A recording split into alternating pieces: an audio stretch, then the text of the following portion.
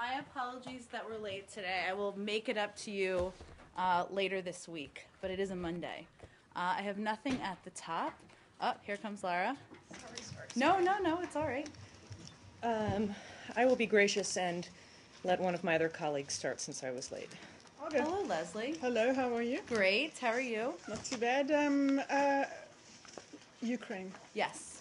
Have any calls been made today? The White House said at the weekend they thought that the developments were positive. Mm-hmm. We also understand that Haig is coming to town to speak with Kerry. What kinds of, if you look at if you think this is positive, how do you see this moving forward? Sure. Well, a couple of pieces just to update you all on. One, our ambassador on the ground, Ambassador Pyatt, has been, and our team on the ground, I should say, has been in close touch with a broad range of officials on the ground. That's been very consistent through the course of the weekend. I think most of you are aware of the range of calls that happened over the weekend, whether it was the vice president or the secretary, or even Secretary Kerry's engagements with Foreign Minister Lavrov. If there's a need, we're happy to get you that list, but I think you're aware of those. Also, Deputy Secretary Burns will be headed to Kyiv on the 25th and the 26th, so that is tomorrow and Wednesday. While he's there, he will meet with a wide selection of political, business, and civil society representatives to encourage a continued de-escalation, wow, I don't know why that's a hard word, in the security situation during a time of political transition in Ukraine. Right now, which is consistent to where we were the last 48 hours or so, we've advocated, of course, a de-escalation. That has been a big message we have been conveying. We're certainly pushing for constitutional change, the creation of a coalition government, early elections, which, as you know, have been called for, the creation of a transitional government. So these are all pieces that we are encouraging Ukraine and a range of officials in Ukraine to move forward on. Now, at the same time, we also continue to urge an end to violence and a focus on peaceful democratic dialogue. We think that is the best means to moving forward. You are right that Foreign Secretary Haig will be here tomorrow. They'll certainly be discussing a range of issues. We'll have more on this later today, but one of the issues that they will really be highlighting is the work that they've both done, and specifically Foreign Secretary Haig over the last several years on violence against women around the world, and that's one of the issues that they'll be talking about and efforts that the UK and the United States have undergone, steps we can take together. So that will be a primary focus, but certainly there are a range of issues we work with them on, and I'm certain that they'll be discussing the issue of Ukraine as well. So the Russian Prime Minister said today that the West, criticizing Western officials for recognizing the Ukrainians that have come forward now, and they're calling it that they came to power during an armed mutiny. Do you see that as the way? I mean, Yanukovych called it a coup.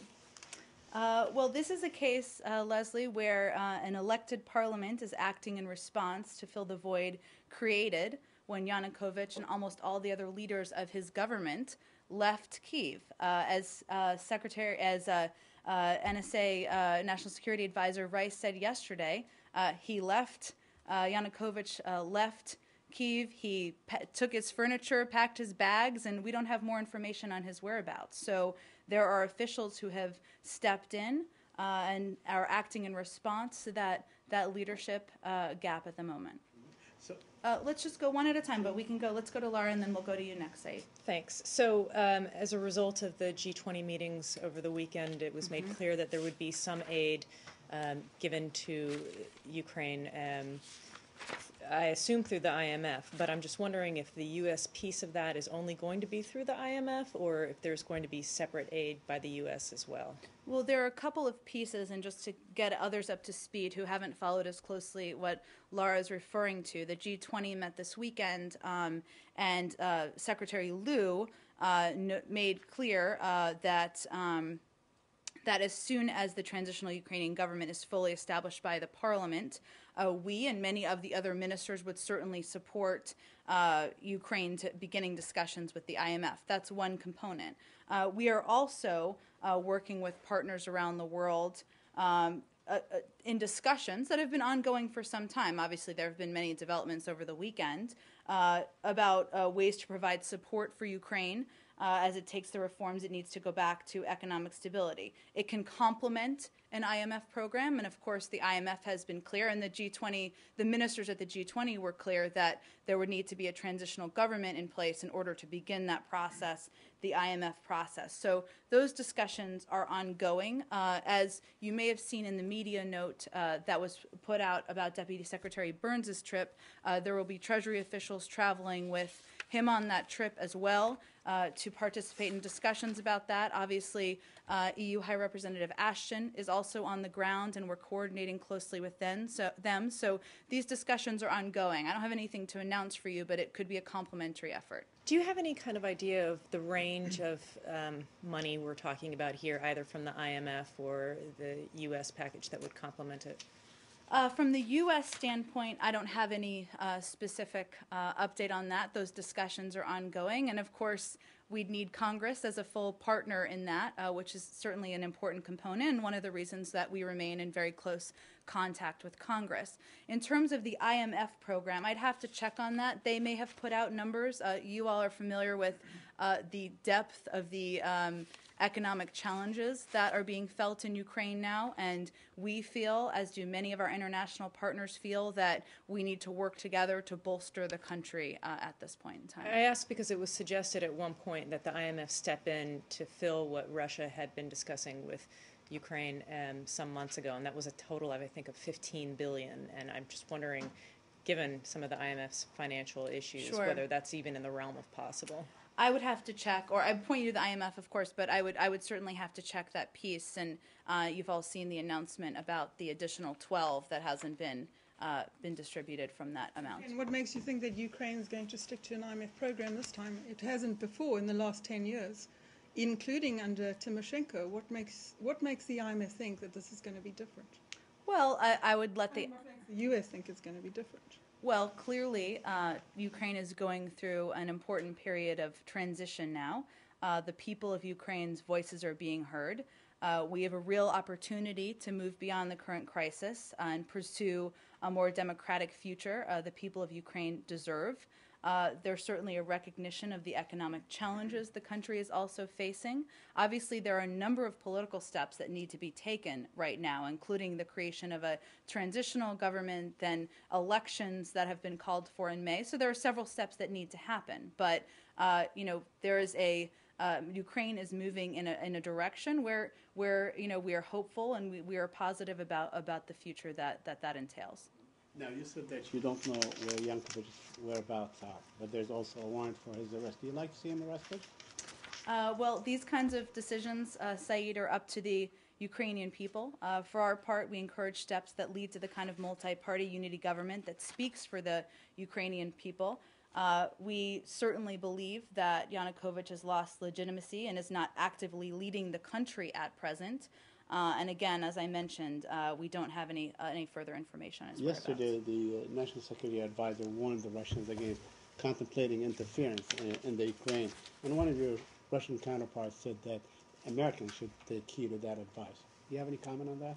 Well, I think it's a mixing a few things. I'm not saying you are. I'm saying their response is, in the sense that what we're talking about here is the future of Ukraine, and we believe that is and should continue to be up to the Ukrainian people, not the United States, Europe, Russia, or any other entity. We also believe, and this is a message that you saw this weekend, that President Obama conveyed to President Putin, and they had a discussion about it, and Secretary Kerry conveyed to Foreign Minister Lavrov, that Russia and the United States both have a shared interest in a stable, peaceful Ukraine.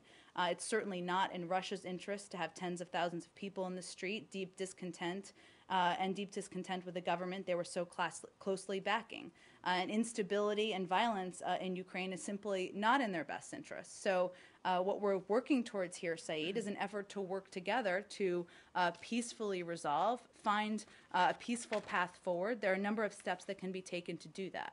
Is there a real concern that Russia might intervene, for Putin to sort of assert Russia's power or to preempt any kind of similar activities in Russia itself? Well, I think I would point you to what Secretary Rice said, and National Security Advisor Rice said yesterday, and that that would certainly be inadvisable. It wouldn't be a step that we think is in not just the interest of the people of Ukraine, but the interest of Russia. They want to see a stable, prosperous, economic prosperous Ukraine. We all want to see that. And so that's why we should all band together and work to see how we can help support that effort. Ukraine? Yes. Okay. First, welcome back. Thanks, Lucas. And just a few more on Ukraine. Okay. Jen, is this another situation where ordinary citizens of a foreign country suffering under tyranny and hungering for democracy brave bullets and bloodshed in the streets to achieve it, and then they see the United States not doing a whole hell of a lot to help them, and they hold it against us as they shape their new society, and the U.S. national security suffers in the process? I'm not sure what your question is in there. Is so this that was another... a lovely speech. Thank you. Is this one of those situations where we support the protesters, we support a resolution, peaceful resolution, people are in the streets, they're calling for help, and we ignore them? Well, a couple things, Lucas. One is we support the people of Ukraine. The people of Ukraine have spoken about what they want to see their future hold, and they've been very vocal about that. You've seen a lot of steps taken over the course of the last couple of days. In terms of our engagement and involvement, I don't know that anyone would argue on the ground that we haven't been committed to supporting the voices of the people of Ukraine. We've been engaged both on the ground with calls to everyone from Yanukovych to opposition leaders.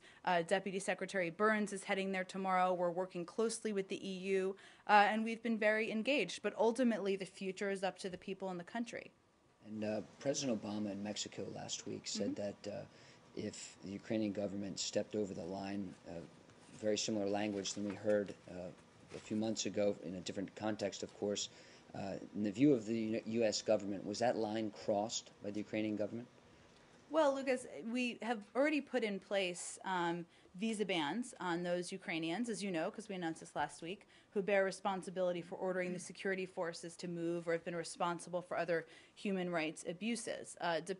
We're closely monitoring the situation on the ground, of course, but depending on how the situation develops, we're prepared to take further steps if necessary, in close coordination with our European allies and partners. But naturally, our focus and our hope is that they will continue to take steps forward, whether that's the creation of a government, elections in May, etc. And in your mind, though, was a line crossed by the Ukraine government? I'm not going to speak to lines and crossed and red lines and all of that. I will just point you to the fact that we took a step last week on the visa bans. We always reserve the option of taking more steps, but obviously our focus at this point, of course, is on encouraging the officials there and the people there to take positive steps forward. And one more.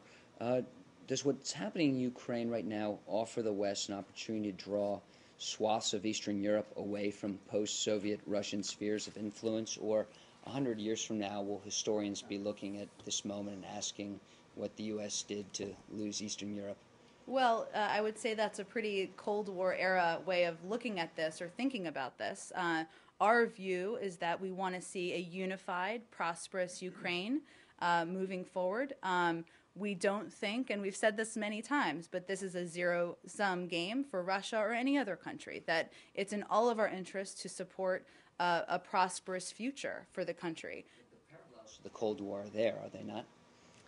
Well, I would dispute the notion that they are. I think the point that President Obama made with President Putin this weekend, where they had a very positive conversation from both sides' accounts, and the conversation Secretary Kerry had with Foreign Minister Lavrov is about the need to work together to help Ukraine continue on a path forward. Laura? Yeah, at least some elements of the protesters are asking that, or demanding actually, that Yanukovych be prosecuted some say, in the square where all the protests were taking place and the shootings were last week. What is this department's view on how Yanukovych should be handled from here on out? Well, again, these are decisions that are going to be made by the Ukrainian people. Given we don't even know where he is at the moment, we'll see how that transpires in the days and weeks ahead. Let's just finish Ukraine. Go ahead. Yeah, whether the people on the ground or Under Secretary Burns, when you say they are in contact with the parliament member, opposition, or the former government? A broad range of officials. So what I was pointing to is over the weekend we sent out a number of updates about calls that were made by Secretary Kerry, by Vice President Biden, by a range of officials. I can also update you that, and I meant to mention this earlier, so thanks for the opportunity, Ambassador Pyatt has spoken with Turchinov on his visit to Ukraine, and on his visit to Ukraine, Deputy Secretary Burns is scheduled to meet with him as well. So a broad range of officials from across Ukraine we've been in touch with. How do you see or foresee the role of United States? I mean, because it was a kind of a battlefield between EU and Russia in the main partner or the main rivals about Ukraine. What is the role of United States in all these things? Well, our role is to continue to advocate for a de-escalation of violence, for constitutional change, for the creation of a coalition government, early elections, and developments in the parliament seem to be moving Ukraine closer to that goal. And of course, we urge an end to violence on the ground as well. But at this stage, what we're doing is working with our EU partners, working with the UN and the IMF to support a strong, prosperous, unified, and democratic Ukraine. And obviously, the situation on the ground is incredibly fluid, so we monitor it day by day and take steps day by day that we feel are necessary. So, I mean, because what we are seeing now, you said there is a political steps to be taken in the near future and the far future, let's say, and there is the depth of economic challenges. But the talk about the economic challenges is there, but it's like IMF and similar framework, which is like taking months or years, you know? Well, I think I answered this a little bit earlier in that obviously, as Secretary Liu said this weekend on the margins of the G20 meeting, and as many other foreign ministers also said, they would certainly support efforts for Ukraine to pursue a path forward with the IMF. But the United States is also in discussions with the EU and other counterparts about ways that we can financially support Ukraine. I don't have anything to announce for you at this point. And as I mentioned earlier, certainly you would need support from Congress for those efforts, but these could be complementary steps. Any more on Ukraine? Ukraine? No. Okay. Not on Ukraine. No. Okay, let's do last one. Can I just do one more Sure. on Ukraine? Sure. Would the U.S. be prepared, a few weeks ago you said you were in preliminary discussions with the EU about funding for Ukraine. One way that the U.S. and Europe can be part of an IMF program, like it was in Greece, and not the U.S., but there was a troika of money that came forward for Greece, was to put up bilateral loans alongside IMF loans that could also include Russia, and therefore you would push a country to reforming. It would just not only be from the fund, because money from others would also be up there. Would the U.S. consider that kind of bilateral assistance? Well, again, we're considering a range of options, and the Treasury Department really has the lead on this. No surprise, Leslie, given they have the purse strings, it turns out. But our efforts here are to work with our partners around the world to provide support for Ukraine as it takes the reforms it needs to get back to economic stability. And obviously, as you mentioned, as I've mentioned too, these efforts and this support could certainly complement an IMF program. But these are all part of the discussions that are underway, and I'm certain will be a part of the discussions over the next couple of days. Do you have Ukraine? Yeah. Okay. Iran has signed a deal to sell Iraq arms Oh, and Iraq. ammunition. Sorry, you threw me off there. I said Iran and Ukraine. I wasn't sure what the connection was there. Yeah. Iran and Iraq. Exactly. Signed Iran has signed a deal to sell Iraq arms and ammunition worth $195 million. Are you aware of this deal? Well, we've certainly seen those reports. If true, this would raise serious concerns. Any transfer of arms from Iran to a third country is in direct violation of UNSCR 1747. We're seeking clarification on this matter from the government of Iraq and to ensure that Iraqi officials understand the limits that international law places on arms trade with Iran. Secretary Kerry has talked to Foreign Minister Zibari during this weekend. Have he discussed this issue with him? Well, let me give you a readout of that call first. As you mentioned, Secretary Kerry spoke with Iraqi Foreign Minister Zibari on Saturday to discuss bilateral and regional issues, the ongoing discussion between Baghdad and Erbil on energy and revenue sharing, and our shared commitment towards a long-term partnership under the Strategic Framework Agreement. They also discussed the situation in Anbar province and the government of Iraq's efforts to combat ISIL in coordination with local police and tribes. The Secretary noted the critical need for support from the local population and encouraged the government of Iraq to continue its efforts to empower local officials and tribes and to drive ISIL out of the populated areas. The Secretary also reiterated the United States' commitment to support Iraq in its fight against ISIL.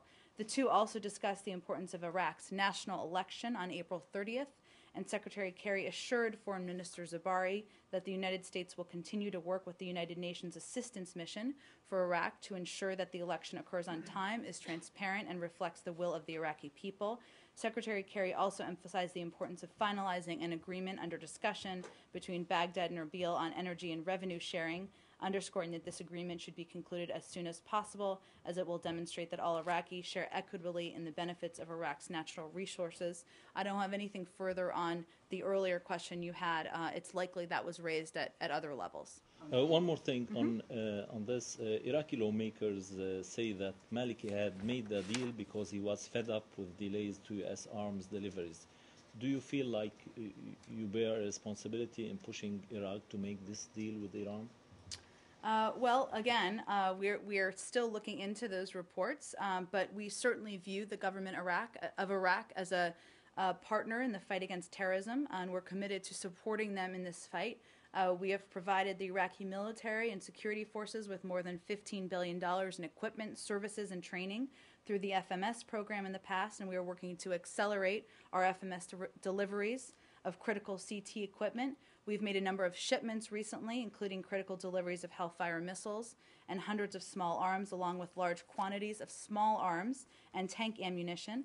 And we have worked to approve important military equipment to Iraq through our FMS program, including the recent notification of Apache helicopters. So we will continue to work closely with them. I think the proof of our efforts is in the pudding there, and all of the steps we've taken to move forward, whether it's small ammunitions or a number of the items of military equipment I've mentioned, and that tells you how committed we are to our partnership. Will this deal with Iran, between Iraq and Iran, affect the cooperation between the U.S. and Iraq and arms deals? Well, again, we're still looking into those reports. Iraq, of course, is a sovereign country with its own unique identity, but given the international sanctions with Iran, the government, of course, of Iraq should use caution as it looks to these reports or to any proposed deals. But again, we're looking for clarification from our partners in Iraq. So you refute the claim that the United States is dragging its feet in delivering the arms needed for Iraq, despite many statements since Maliki's visit? I think I just did. You just did, okay.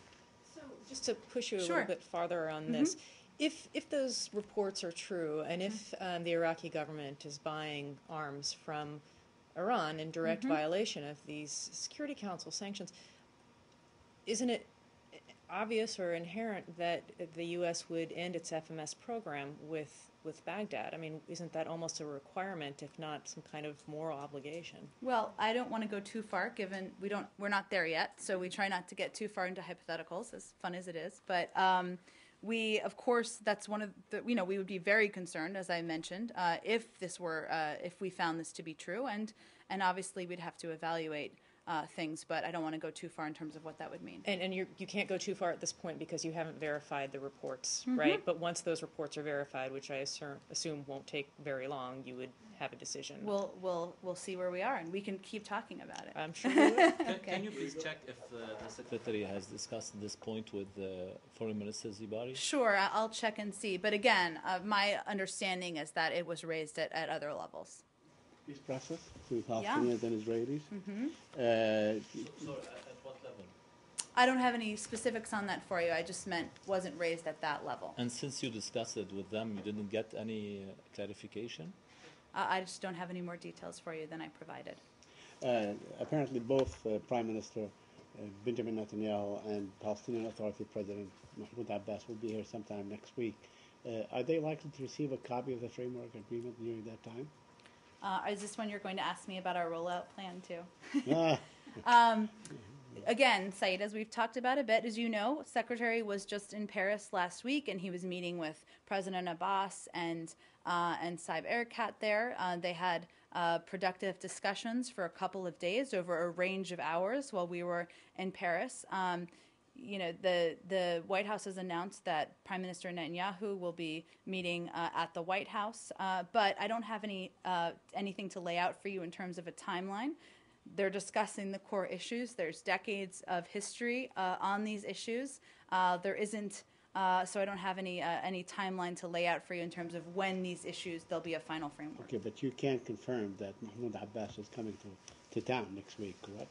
I don't have any details. I would point you to his office in terms of his travel plans. But wouldn't it be likely that if they are both in town, that they both be presented with at least a layout of the framework agreement? Well, again, these discussions are at the stage where we're working to bridge the gaps between the parties, and Ambassador Indyk and other senior officials have been on the ground for extensive periods of time. As you know, the Secretary has had a number of calls and meetings with President Abbas and Prime Minister Netanyahu in recent weeks, but I have no prediction of the timing of when the parties will agree to a final framework. Are you disappointed in this continuous expression of disappointment and frustrations by the Palestinians, especially in the aftermath of the Paris meeting, that nothing really has, no gains have been made, that no face-to-face talks have taken place? How do you assess that?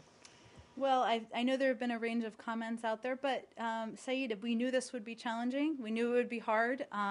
This is a key point in the process because we are discussing the core issues. We're discussing the issues where difficult choices need to be made, where we're trying to come to a framework on a path forward for negotiations. That's something that hasn't happened before. So certainly it's going to be challenging. That's no surprise, and I don't think the Secretary is surprised by it at all. So you don't think that the time has come for the administration to take perhaps some bold or dramatic action to say, this is it, take it or leave it to both sides? We're continuing to have constructive conversations with both sides. We know the issues are difficult, the decisions are tough, but we're working through it day by day. One more. One Middle East piece? Yeah. Okay. Both of us, I guess. And Yeah, then go we'll go to ahead. you. I'm sorry. Just very quickly. Sure. So it is being reported in Ramallah that President Abbas will be meeting at the White House. I thought the time frame was next week. Can you not verify? I have nothing to announce or confirm for you in terms of a meeting. I would point you to the White House on what their plans may or may not be. After Paris meeting, several Palestinian officials have said that they refused the ideas that Secretary Kerry offered at that meeting. Do you have any reaction? Well, if everybody agreed on something, we would be announcing a framework. But we're not at that point, and we certainly expected that as we have these discussions about the core issues, as we talk about these issues that have decades, if not more, of history, that there would be ups and downs and challenging periods of the process. But the fact is, both sides remain engaged, remain at the table, remain interested in talking about these core issues, and we certainly feel that that is a positive sign. You're getting closer to the deadline. Again, that is often what happens when you have a timeline, and the timeline is about what both sides will commit to in terms of staying at the table. But we are sitting down, talking about the core issues. We've always said we're not going to outline day by day all the specifics, and naturally every report can't be correct because they're conflicting with each other, so that tells you something about many of the reports out there. But what I can convey is that, we're continuing to work to narrow the gaps on these tough issues, and we stay at it every day. Let me just quickly follow up on that question. Do you expect the talks to go beyond April 30th? I have no expectation of that at this moment, but obviously we're working day by day, but nothing has changed about our timeline. The next step is a framework for negotiations moving forward. I guess my question is that the 9-month period is not really cast in concrete. It can go beyond the 9 months, correct? If both sides agree that that is beneficial, certainly. But again, we're working towards a framework for negotiations moving forward that will address the core issues, and that's really what is the focus of our efforts at this point. Sorry, go ahead. Uganda? I'm very patient. Yes, of course. Has the Secretary had any direct conversations with President Museveni over signing the anti-homosexuality bill today? And if so, can you talk a little bit about some of the nature of those conversations, if he has indeed had them with him? I don't have any calls from the Secretary to read out for you. I don't know if you've seen, I know it came out right before we came down here, the statement we put out from the Secretary. And let me just highlight a few points of that, if you don't mind, for other folks who may not have seen it yet. The statement from him expressed our deep disappointment in the enactment of the anti-homosexuality bill in Uganda. For the 4 years since the bill was introduced, we have been crystal clear that it blatantly violates human rights obligations. It also made clear that now that the law has been enacted, we are beginning an internal review of our relationship with the government of Uganda to ensure that all dimensions of our engagement, including assistance programs, uphold our anti-discrimination policies and principles and reflect our values. So I'm happy to check back and see if there have been other calls that I'm not aware of since I came down. When the Secretary says internal review of our relationship, does that mean something like cutting aid as the Dutch government has done today, or recalling the ambassador, or even sanctions? What would that specifically mean? Because this just happened, the review means a range of things. I don't want to outline all the specifics at this point, but it means we're considering a range of steps. Including those 3 things? Sure, certainly we're looking at a range of options. And final question, do you know how much per year the U.S. gives to Uganda in terms of aid? I know that there's been some security funding with what's been going on with the Lord's Liberation Army in Central African Republic. That is a good question, and I've had that in the past. Let us venture to get that to you right after the briefing. And on an annual basis, you're looking for? Yeah, presumably? exactly. Okay. Thank you. Oh, Nicholas? Egypt? Egypt. Do you have some clarity or at least an explanation regarding the surprise resignation of the government today? And do you see that as a preparation ground for Marshal Sisi to contest the presidential election? Well, as you mentioned, Nicholas, this just happened today. We don't have details on the announcement that a new government will be named under a new prime minister. Obviously, we're watching it closely. We are reaching out to our Egyptian counterparts. Of course, this step was unexpected, so we're looking to obtain information on it. Our focus, of course, remains on pressing and encouraging Egypt to take steps forward that will advance an inclusive transition process that leads to a democratic civilian-led government selected through a credible and transparent elections process. In terms of what it means, I know there have been a range of comments made on the ground, but we don't have any additional analysis from the United States government. So you don't see this as a prelude to Field Marshal Sisi running for president? Well, that announcement hasn't been made. Obviously, it's up to the people of Egypt to determine who will lead their country in the future, but I don't have any additional analysis on the meeting at this point. Lloyd, if Field Marshal Sisi sort of nominated himself for elections, and perhaps when? I'm not going to entertain that hypothetical question, and again, no announcement has been made at this point. Go ahead. Regarding this resignation of the government and your contacts What level of contact, because if it's supposed to be your counterpart already resigned with the government, what kind of contacts you have? With officials in Egypt? Yes. Well, over time, we've been in touch with a broad range of officials, both on the ground. You may have seen that Secretary Hagel spoke with Defense Minister El-Sisi this weekend, but our officials on the ground remain in close touch with a range of officials. The other question is related to Secretary Kerry's response to one of the questions when you were in Tunisia, I think. Okay. And it's regarding his being in touch or his hope to go and visit Egypt. Is there any plan in this? I have no plans to announce. As you know, he was there last fall, and certainly he, just like every official in the United States government, has a deep commitment to our long-standing relationship with Egypt, but I don't have any trip or plans to announce at this point. The other question related to your contact, because if for a while there is no ambassador there, as a matter of fact, and even the person who was acting, and he left the position, and somebody is in charge of his position or his duties. Is there any plan? I know this. You may say it's coming from the White House, but I may say that. You're right. Is there any somehow to be in touch with? There is a plan or something going on to appoint as a matter of fact, because there is no ambassador and there is no consul general in Alexandria. A couple pieces. I mean, we certainly still do have a senior team on the ground in Egypt, in Cairo. As you know, the former ambassador, we stole her, for lack of a better term, to become the assistant secretary for NEA here. But there is a strong senior team on the ground now. In terms of Alexandria, I think you're confusing. That is related to the travel alert that's been underway in Egypt. And specifically kind of where the efforts that have been underway to update some of the security in certain parts of the country. So who's running the shop at the U.S. Embassy? Is it David Satterfield? He left. He left. I assume. So who's in charge of the U.S. Embassy? We have a range of officials, Saeed, who are in charge. I'm happy to get you a list of our senior team in Egypt. Lucas? Oh, sorry, go ahead. So who's running the shop in Egypt then? I mean, who are you all dealing with? You mean in the Egyptian government? Yeah, exactly.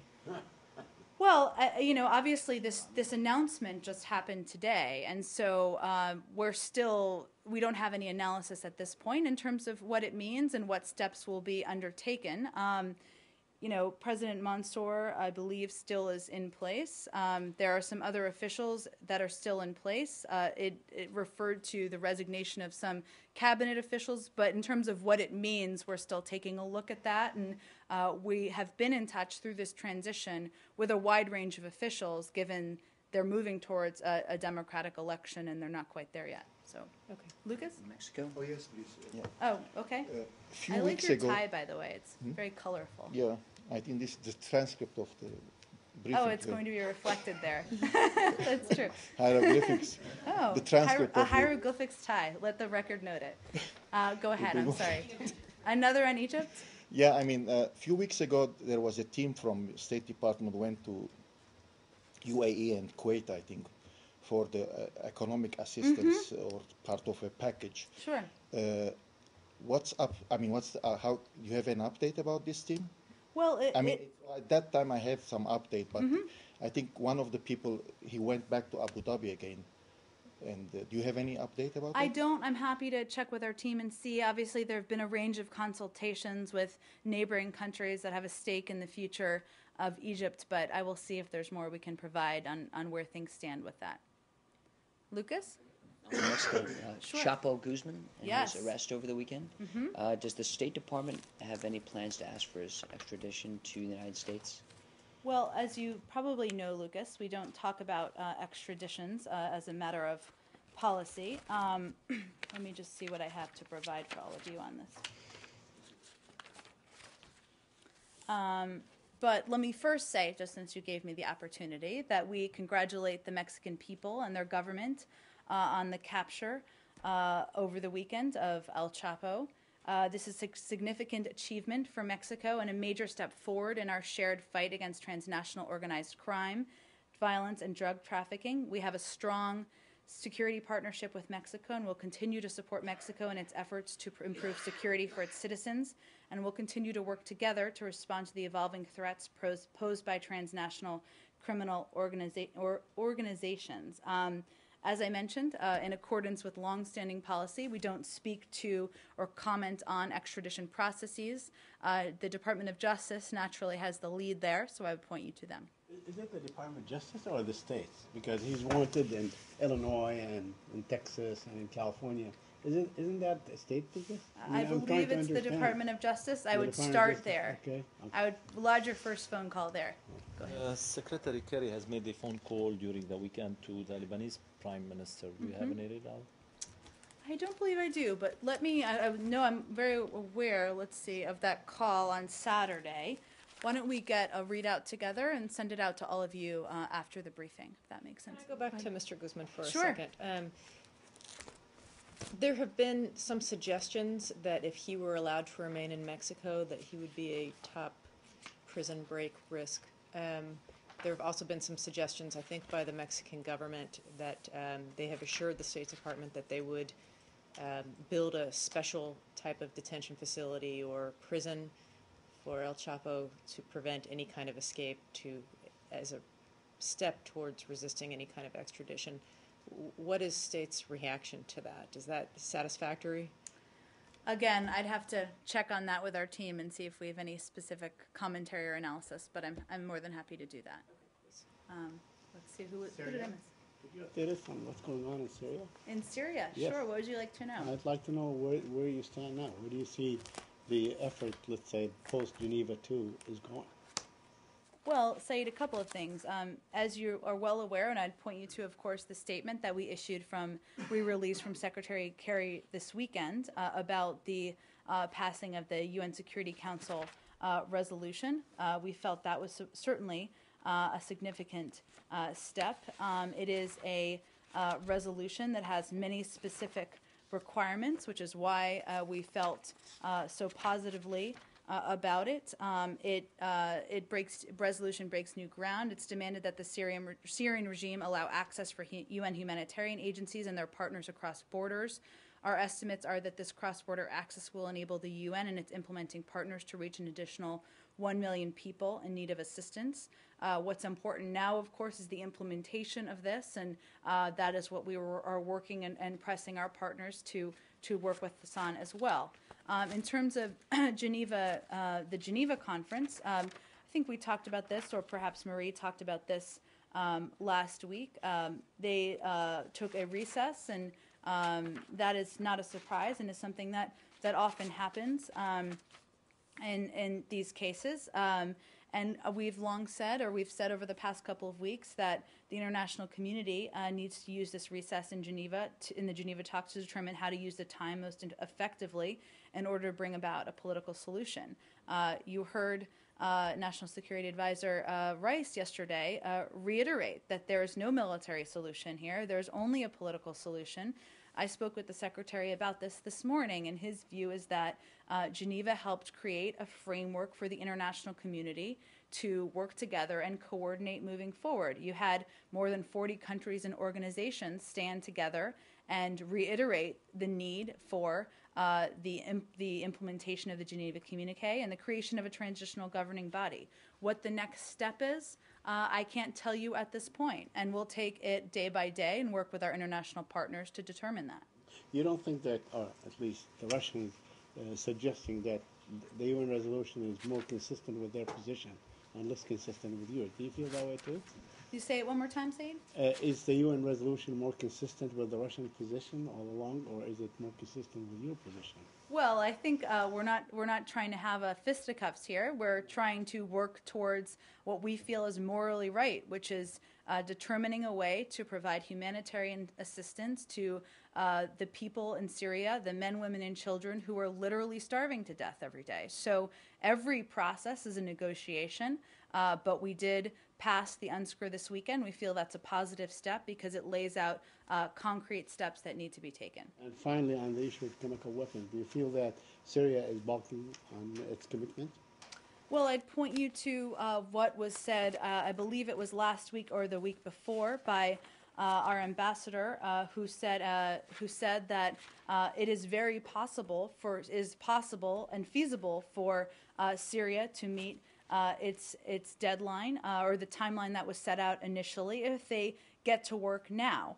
The experts in the OPCW's planning group also agreed last week that completion of removal and destruction by June 30th is certainly possible. So we continue to press the regime. We continue to ask our partners to press the regime. They have all of the tools they need. The international community is poised and ready to destroy the chemical weapons, and that's where we stand. Thank you. All right. Yes. Oh, Yes, okay. please. Go ahead, and then we'll go to Lara. Okay, Go ahead. Syria, I mean, when the whole talk the last weekend was about the necessity of the UN resolution, and especially for the humanitarian corridors. Sure. Do you think, I mean, or no, not do you think, the reality is the reality that the flow of the humanitarian aid is going on, or it's like interrupted?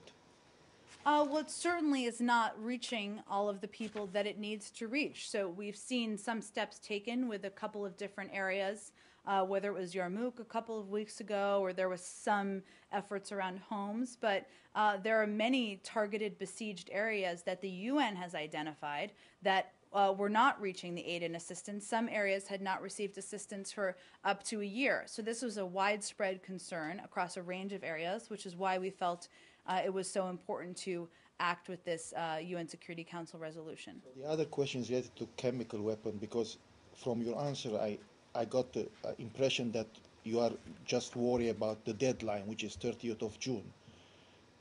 So it was reported that the process of shipping out all these chemical weapons almost stopped, right? Well, what was reported... if I'm wrong, No, correct it's me. okay. What was reported was that certainly by December 31st was the timeline of when the regime was supposed to move the chemical weapons. The chemical weapons were to have been moved to the port at Latakia, and then the international community was prepared to take steps to destroy. I would have to check on the exact percentage at this point, but it's been 5%, 10%. It certainly hasn't been the percentage that it was supposed to be. So the larger point I was making is that they have all of the tools and resources needed to move this process forward, and the international community stands ready to take the steps they've committed to. So we need the regime to do more on their end. Just last question regarding this.